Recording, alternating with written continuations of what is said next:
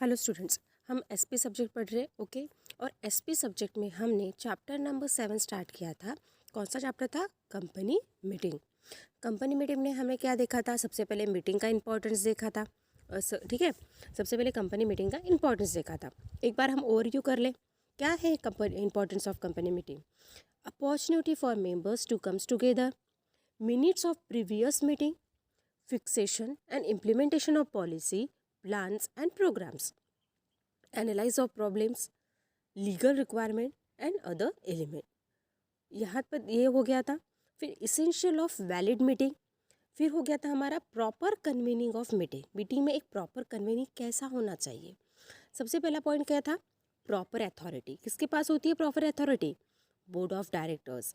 Notice कैसे होना चाहिए? ठीक है, नोटिस ये एडवांस में भेजना चाहिए, जो कि रिटर्न में होना चाहिए। ठीक है, और जो रिसीवर पर्सन्स है उसे वो कितने डेज पहले मिल जाना चाहिए? अगर एजीएम है तो 21 डेज बिफोर, और अगर बोर्ड मीटिंग है तो 7 डेज बिफोर। ठीक है, उसके बाद हमने देखा था कंटेंट्स ऑफ नोटिस। नोटिस में कौन कौन से कंटेंट्स होते हैं? कौन कौन से कंटेंट्स होते हैं? टाइप्स ऑफ मीटिंग, कौन से टाइप की मीटिंग ले रहे हो आप। उसके बाद नेक्स्ट है द एग्जैक्ट डेट, कौन से डेट पे लेने वाले हो, कौन से टाइम पे लेने वाले हो, कहाँ पे लेने वाले हो, और कौन से दिन लेने वाले हो। उसके बाद the agenda of meeting and contains the statement that the members is entitled to proxy. अगर एजेंडा तो होगा। ठीक है, मतलब किस चीज़ के लिए आप मीटिंग ले रहे हो, कौन से टॉपिक पे आप मीटिंग लेने वाले हो। उसके साथ साथ अगर कोई प्रॉक्सी अपॉइंट किया गया है तो उसका भी मेंशन। इफ़ स्पेशल रिजोल्यूशंस अगर पास हो रहा है तो उसको भी मेंशन करना चाहिए।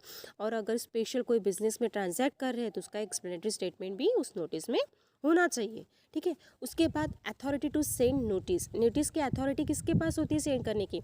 बोर्ड ऑफ डायरेक्टर्स की होती है। ठीक है, is the authority to send the notice of the meeting. But normally the board of directors authorise किसे करते हैं? The secretary to send the notice. उसके बाद नेक्स्ट है authority to receive notice. Notice receive करने की अथॉरिटी किसकी है? शेयर होल्डर्स की मीटिंग है तो शेयर होल्डर्स की अथॉरिटी है। बोर्ड मीटिंग है तो ठीक है, बोर्ड मीटिंग है तो बोर्ड ऑफ डायरेक्टर्स की अथॉरिटी है। बोर्ड ऑफ डायरेक्टर्स की अथॉरिटी है। जनरल मीटिंग हो या बोर्ड मीटिंग हो, उसमें पूरे डायरेक्टर्स की अथॉरिटी रहेंगी। ठीक है, उसके बाद अगर इंसॉल्वेंट पर्सन के जगह पे कोई लीगल रिप्रेजेंटेटिव दिया है तो उसकी अथॉरिटी होंगी। और इन केस अगर ज्वाइंट नेम है तो जो रजिस्टर ऑफ मेंबर्स में फर्स्ट नंबर पे जिसका नाम होगा उसकी अथॉरिटी होगी की नोटिस रिसीव करने की। उसके बाद है पीरियड ऑफ नोटिस, हमने देख लिया। उसके बाद है वे ऑफ सर्विंग नोटिस। यहाँ से हमारा चल रहा था लास्ट क्लास में। Notice must be send either personally और by ordinary post at registered address of the members in India only.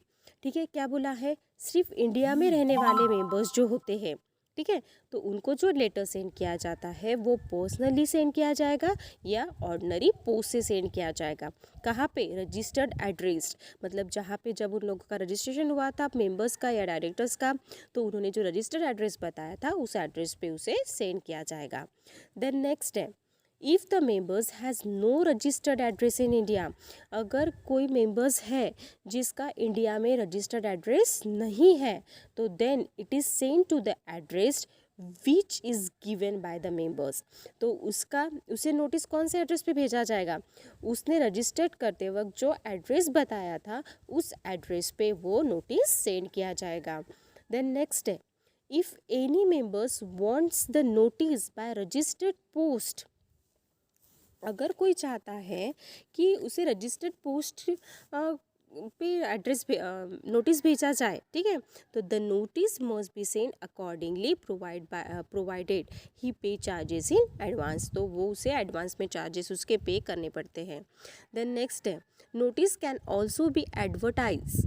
ठीक है, जो नोटिस है अगर वो एडवर्टाइज में है, ठीक है, इन जैसे कि leading newspaper of the area where the registered office of the company situated. जहाँ पे रजिस्टर्ड ऑफिस सिचुएटेड है उस एरिया में जो न्यूज़पेपर है वहाँ पे अगर एडवर्टाइज किया जाए नोटिस तो वो भी चलेगा। देन नेक्स्ट है as per initiatives of ministry of environment company can also send notice of meeting through email. Company क्या कर सकती है, ईमेल थ्रू भी नोटिस सेंड कर सकती है। देन नेक्स्ट है जी, a statement to be send along with notice where special businesses is to be transact in the general meeting, and explanatory statement to that effects is required to be annexed to the notice. ठीक है, अगर company कोई special resolution pass करने वाली है किसी business, मतलब special business अगर कंपनी करना चाहती है, उसमें अगर ट्रांजैक्ट कर रही है और वो टॉपिक अगर जनरल मीटिंग में लिया गया है, तो उसका एक्सप्लेनेटरी स्टेटमेंट रहेगा, तो उसका एक्सप्लेनेटरी स्टेटमेंट भी उस नोटिस के साथ जोड़ना रिक्वायर्ड है। ठीक है, देन नेक्स्ट है omissions to give notice. If notice is not send to one और more member deliberately, the meeting would become invalid.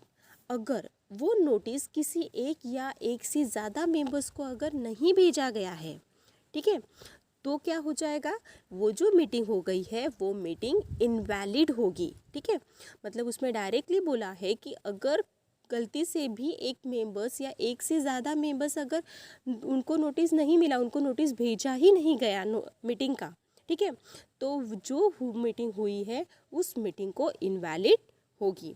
ठीक है, यहाँ पे हमारा क्या हो जाता है, जो हमने ये प्रॉपर कन्वीनिंग देखा था मीटिंग का, ख़त्म हो जाता है। क्या था प्रॉपर कन्वीनिंग ऑफ मीटिंग, सबसे पहला था प्रॉपर अथॉरिटी, नोटिस, नोटिस में क्या है मीनिंग, उसके बाद है contents of notice, authority to send notice, authority to receive notice, period of notice, way of serving notice, and a statement to be send along with notice, and then है omissions to give notice. Okay, उसके बाद next हमें देखना है point number 3, agenda.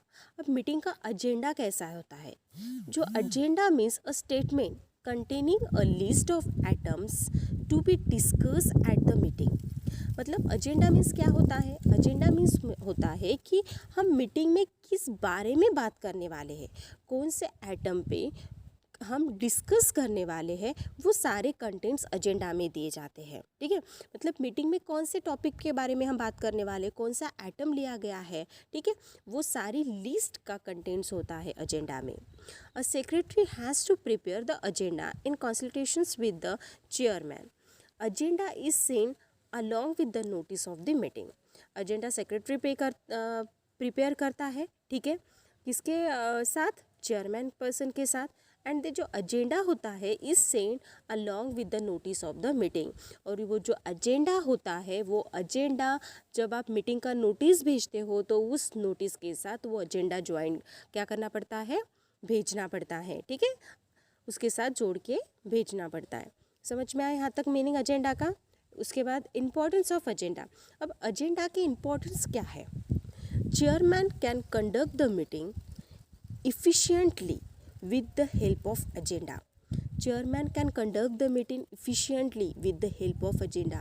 जो chairman होता है वो एजेंडा के इफिशिएंस से मीटिंग को प्रिपेयर करता है, कंडक्ट करता है।